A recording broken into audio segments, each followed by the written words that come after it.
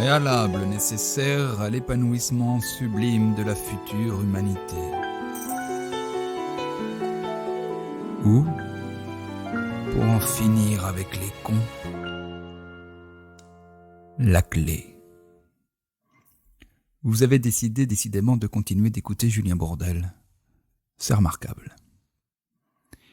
À moins d'avoir un penchant nihiliste certain, il s'avère qu'au bout d'un an de pandémie, le monde d'après n'a pas encore commencé.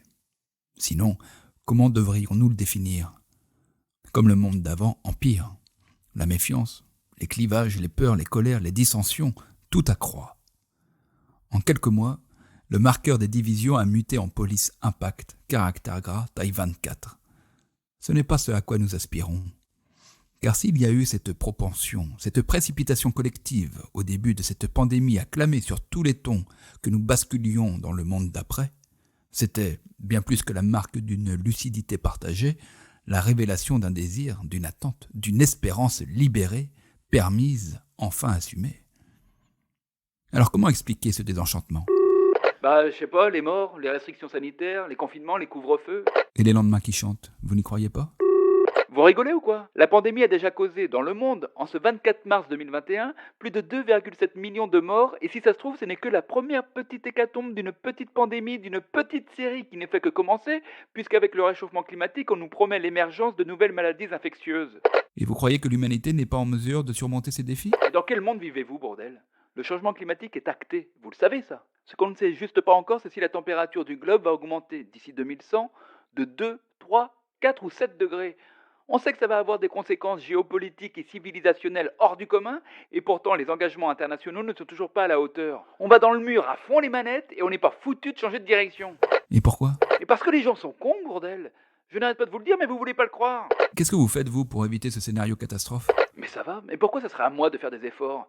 Je veux dire, j'en fais en plus, mais ce n'est pas à nous les petits, les obscurs, les sans grade.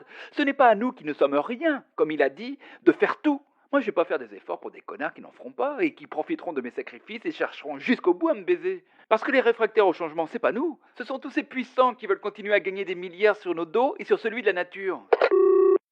Dès qu'il est question de répondre réellement aux enjeux écologiques, nous avons tendance à déplacer le problème. Et c'est logique. Car s'il y a une chose de plus sidérante encore que le dérèglement climatique, c'est bien de penser que pour y faire face, on doit compter sur une humanité peuplée de connards en tout genre, qui se disperse littéralement dans un rapport de force baiseur-baisé. Et assurément, cette croyance se retrouve à tous les niveaux de la société. Ainsi, certains se convainquent très sincèrement que les baiseurs, il faut les chercher chez ces pauvres qui font tout pour le rester et continuent à ne rien foutre en profitant des minima sociaux, ce qui, dès lors, justifie pleinement les optimisations et évasions fiscales de ceux qui seraient finalement spoliés au bénéfice de connards qui n'en branlent pas une. Comme typiquement la mère de famille célibataire. Alors les enfants, j'ai une nouvelle. On vient de m'appeler pour du travail. Oui, je sais, c'est nul. Mais c'est juste pour 4 jours, ou disons 4 dodos, car je vais devoir me lever à 4 heures toute la semaine. Alors, le jeu pour vous, ça va être de vous réveiller, de vous habiller et de manger tout seul comme des grands. Et puis, quand la grande aiguille sera sur le 7, vous mettrez vos gilets jaunes et vous fermerez bien la porte à clé avant de partir à l'école. Et d'autres ? Non, papa n'a pas très faim. Tu sais, on peut très bien se passer de dîner. Ah non, pas à ton âge. Finis bien ton assiette. Moi, ce que j'ai fait aujourd'hui, écoute, je suis allé dans le garage, j'ai regardé la poutre, j'ai joué à faire des nœuds. Il existe même des connards tellement pauvres qu'ils sont prêts à traverser la Méditerranée avec femmes et enfants sur un canot pneumatique.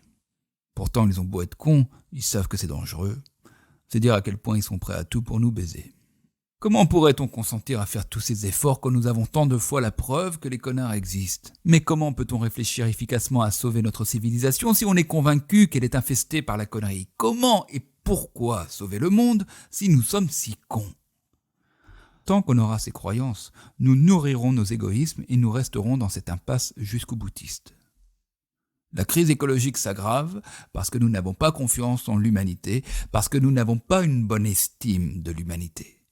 Or, je vous rappelle que vous êtes les contemporains de Julien Bourdelle et de son ego, et qu'à ce titre, il est hors de question que nous renoncions à incarner collectivement la grandeur de notre humanité. Dès lors, cette leçon se résume en 2 points. 1. Croire que les gens sont cons est la mère de toutes les pollutions.